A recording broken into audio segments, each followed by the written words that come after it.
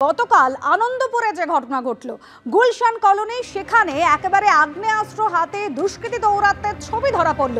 ছবিটা একবার রেখেছে আপনাদের সামনে, ছবিটা দেখুন। অটো স্ট্যান্ড মোড়, যেখানে প্রচুর জনসমাগম, প্রচুর লোক রয়েছেন, ভর সন্ধ্যেবেলা সেখানে এভাবেই অস্ত্র হাতে দাপাদাপি চলছে। ঘটনাস্থল গুলশান কলোনি, আনন্দপুর, যা কিনা ইএম বাইপাস থেকে মাত্র ঢিলছোড়া দূরত্বে। সেইখানে আগ্নেয়াস্ত্র হাতে এভাবেই তাণ্ডব চালালো দুষ্কৃতীরা।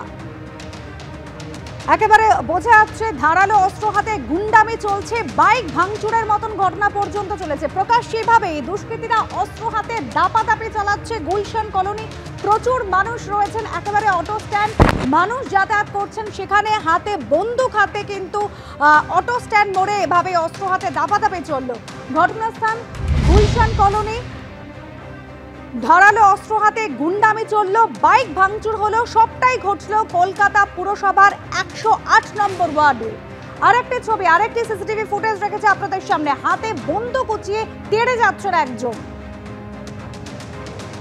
এই ভিডিও ভাইরাল হয়েছে। একের পর এক অটো দাঁড়িয়ে রয়েছে, বহু মানুষ অটোতে উঠছিলেন। সেই সময় বাইকে করে দুষ্কৃতীরা আসে, এভাবে অস্ত্র হাতে রীতিমতো দাপাদাপি চালায়, আগ্নেয়াস্ত্র উঁচিয়ে একে অপরের দিকে তেড়ে যায়, বাইক ভাঙচুরের মতন ঘটনা ঘটেছে। রাস্তার ওপর আগ্নেয়াস্ত্র হাতে এভাবেই ধাওয়া করতে দেখা গেল একজন দুষ্কৃতীকে, এবং স্থানীয়রা যেটা দাবি করছেন, কয়েক রাউন্ড গুলিও চালিয়েছে প্রকাশ্যে দুষ্কৃতীরা। ভর সন্ধ্যেবেলায় চলল গুলি, একেবারে প্রকাশ্য রাস্তায় হাতে আগ্নেয়াস্ত্র, চপার নিয়ে দাপাদাপি করলো দুষ্কৃতীরা। এই ঘটনাটি অন্য কোনো এলাকার নয়, একেবারে খাস কলকাতার বুকে বৃহস্পতিবার সন্ধ্যে 7টা নাগাদ ঘটেছে। কলকাতা পুরসভার 108 নম্বর ওয়ার্ড, যেটা গুলশান কলোনির নামে পরিচিত। আর এই গুলশান কলোনির অটো স্ট্যান্ড মোড়, সেইখানেই এই ঘটনা ঘটেছে। যে ভিডিও পাওয়া গেছে স্থানীয় সূত্রে, তাতে দেখা যাচ্ছে যে একদল দুষ্কৃতী ঠিক এই রাস্তা দিয়ে এসে বাইক নিয়ে এখানে দাঁড়ায়, তারপরেই আগ্নেয়াস্ত্র বের করে একেবারে শূন্যে গুলি ছুটতে থাকে। এবং তখনই তার পাশে, এই পাশে যে বিরিয়ানির দোকান, সেই দোকানে তারা এসে ভাঙচুর চালাতে শুরু করে, এবং সেই সময়ও একাধিক রাউন্ড গুলি তারা শূন্যে চালায়। যে সময় দুষ্কৃতীরা এখানে এসেছিল, তাদের কয়েকজনের হাতে ধারালো অস্ত্রও দেখা গিয়েছে, এবং সেই অস্ত্র নিয়ে এই জায়গায় তারা দাপাদাপি করে বেড়ায়, এবং সেই তাণ্ডব চালানোর পর এই এলাকা ছেড়ে তারা চলে যায়। যেটা অভিযোগ পাওয়া যাচ্ছে যে আজকেই, অর্থাৎ বৃহস্পতিবার সকালেই কিন্তু এই এলাকার এক যুবককে তারা মারধর করেছে। তিনি এই মুহূর্তে হাসপাতালে ভর্তি। এলাকা দখলের লড়াই বলে অভিযোগ করছেন অনেকে, যদিও অনেকে অভিযোগ করছেন যে এই এলাকার কাউন্সিলরের সঙ্গে একজন বিধায়কের গোষ্ঠীর যে দ্বন্দ্ব, তার ফলেই কিন্তু এই ঘটনা ঘটেছে। এলাকায় পুলিশ মোতায়েন করা হয়েছে, এখনো থমথমে পরিবেশ গোটা এলাকায়। এই দুষ্কৃতীরা, যেটা বলছেন স্থানীয়রা, যে মিনি ফিরোজ নামে একজন দুষ্কৃতী, তার মদতে কিন্তু, তার নেতৃত্বে এই ঘটনা ঘটেছে। যদিও মিনি ফিরোজ নিজে ঘটনাস্থলে ছিল না, তার যারা সাকরেদরা, তারাই সেই ঘটনা ঘটিয়েছে বলে অভিযোগ। ক্যামেরা সন্দীপ পালের সঙ্গে ব্রতদীপ ভট্টাচার্য, এবিপি আনন্দ, কলকাতা। পরে খবরে নজর রাখবো। 81 দিন পেরিয়ে গিয়েছে, কিন্তু এখনো চার্জশিট দিতে পারেনি পুলিশ। আর এবার এসপি অফিসে গিয়ে ধর্নায় বসলেন তৃণমূলের বিজয় উল্লাস থেকে ছোড়া বোমায় নিহত তামান্নার মা। সাফ জানিয়ে দিলেন, আগামী কয়েকদিনের মধ্যে পুলিশ চার্জশিট না দিলে সোজা হাইকোর্ট যাবেন তিনি। এখন আমার চার্জশিট লাগবে, এখনই দিতে হবে। কালীগঞ্জ বিধানসভা কেন্দ্রে উপনির্বাচনের ফল ঘোষণার দিন তৃণমূলের জয়োল্লাসের বোমায় মৃত্যু হয়েছিল 9 বছরের ছোট্ট তামান্না খাতুনের।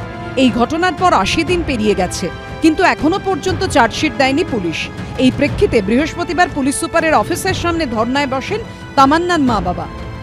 আজকে 81 দিন হচ্ছে, আজকে 80 পার হয়ে চলে গেছে, আর কয়েকদিন পরে 3 মাস হয়ে যাবে। 10 তারিখে দেবে বলেছিল, যে 10 তারিখে, 10 তারিখ পেরিয়ে গেছে, আজকে 11 তারিখ হচ্ছে, মেয়ে চলে গেছে। আবার চার্জশিটও পাঠাবে না, ক্রিমিনালদের ধরবে না, আবার দেখাও করতে দেবে না, গেট বন্ধ করে দিচ্ছে। পরে পুলিশ কর্মীরা এসে তাদের এসপি অফিসের ভেতরে নিয়ে যান।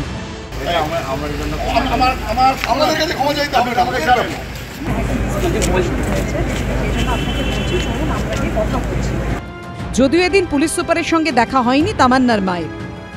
আমি যার জন্য এসেছিলাম এখানে, যে চার্জশিটের জন্য আমি এসেছিলাম এসপির সঙ্গে কথা বলার জন্য, তো উনি ছিলেন না, ম্যাডামে আবার একটা ডেট দিল, যদি 13 তারিখে না দেয় তাহলে হাইকোর্টে চলে যাব। কালীগঞ্জে উপনির্বাচনে জয়ী হয় তৃণমূল। ফল প্রকাশের দিন বিজয় মিছিল থেকে ছোড়া বোমায় ছিন্ন ভিন্ন হয়ে যায় ছোট্ট তামান্না। 24 জনের বিরুদ্ধে এফআইআর দায়ের হয়। প্রায় 2 মাস পর এখনো অবধি গ্রেফতার করা হয়েছে মাত্র 10 জনকে। প্রদ্যোৎ সরকারের রিপোর্ট, এবিপি আনন্দ, নদিয়া। হাইকোর্টের নির্দেশ ছিল বিজেপির কোনো পদাধিকারী কর্মসূচিতে থাকতে পারবেন না। বৃহস্পতিবার মেয়ো রোডে প্রাক্তন সেনাকর্মীদের অবস্থানে দেখা গেল একাধিক বিজেপি নেতাকে। অর্জুন সিং বা তাপস রায় কেউই পদাধিকারী নয়। অবস্থান মঞ্চে বক্তৃতা দিতে গিয়ে বললেন বিরোধী দলনেতা শুভেন্দু অধিকারী।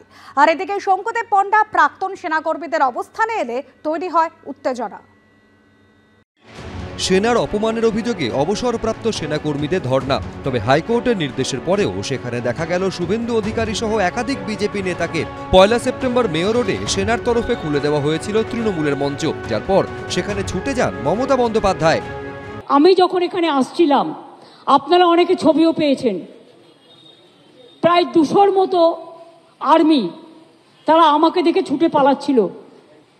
আমি বললাম, why you are running away? You are my friend. এটা আপনাদের দোষ নয়, আপনারা বিজেপির কথায় করেছেন, দিল্লির কথায় করেছেন।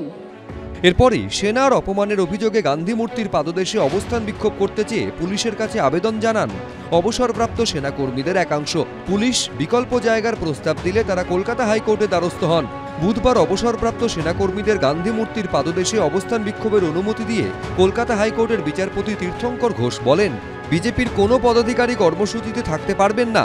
যদিও এদিন ধর্ণা মঞ্চে ছিলেন শুভেন্দু অধিকারী, অর্জুন সিং থেকে শঙ্কুদেব পণ্ডা, তমগ্ন ঘোষের মতো বিজেপির নেতারা। যদিও তারা এর জন্য যুক্তিও খাড়া করেছেন। কোর্ট বলেছে যে ভারতীয় জনতা পার্টির অফিস বেয়ারাররা আসবেন না। আপনি তুলুন ছবি, নিচে চেয়ারে অর্জুন সিং, তাপস রায় আছে, দুজনের কেউ অফিস বেয়ারার নয়। আপনার মুখ্যমন্ত্রী কোর্টকে মানে না। কোর্টের অবমাননার দায়ে 5 লক্ষ টাকা ফাইন জমা দিয়েছে কে? শঙ্কুদেব পণ্ডা ধর্নাস্থলে আসার পর পুলিশের সঙ্গে বচসা শুরু হয়। আপনি এবার আমাকে বলুন যে আপনি যে যারা আর যারা আর প্রেজেন্ট আছে তারা এক্স সার্ভিসম্যান আছে কিনা? না আমরা জানি না কে কোথায় আছে, আপনারা চেক করুন। স্যার আমি অ্যাডভোকেট। দেশের সেনাবাহিনীকে বললে দেশের লোকেরা আসবে, সমস্ত রাজনৈতিক দলের আসা উচিত। আর যে রাজনৈতিক দল সব এন্টারটেইন করবে তারা রাজনীতি করছে। এটা তো রাজনৈতিক, এবার টেকনিক্যালি কে কোন পোস্টে আছেন কা কে নেই পরের কথা। সাধারণ মানুষ যেটা অনুমান করছিলেন, আমরা যেটা বলছিলাম রাজনৈতিক উদ্দেশ্য প্রণোদিত ভাবে হচ্ছে, তো ওনারা গিয়ে সেটা প্রমাণ করে দিলেন যে ওটা পলিটিক্যালি স্পন্সর্ড। এদিন প্রাক্তন সেনাকর্মীদের ধর্ণা মঞ্চের ব্যানারে ছিল শুভেন্দু অধিকারীর ছবি ও বিজেপির লোগো। আমরা তো ex serviceman cell BJP West Bengal, আমরা তো বলছি, আমরা তো সব জায়গায় এটাই লিখে দিয়েছি। আর আশ্চর্য এটা লাগছে যে একটা সেনাকর্মীদের এক্স সার্ভিসম্যান তার কি কোনো রাইট নেই? সব মিলিয়ে প্রতিবাদের ধর্ণা ঘিরেও বিতর্ক রয়েই গেল। শিবাশিস মৌলিক, আশাবুল হোসেন, এবিপি আনন্দ।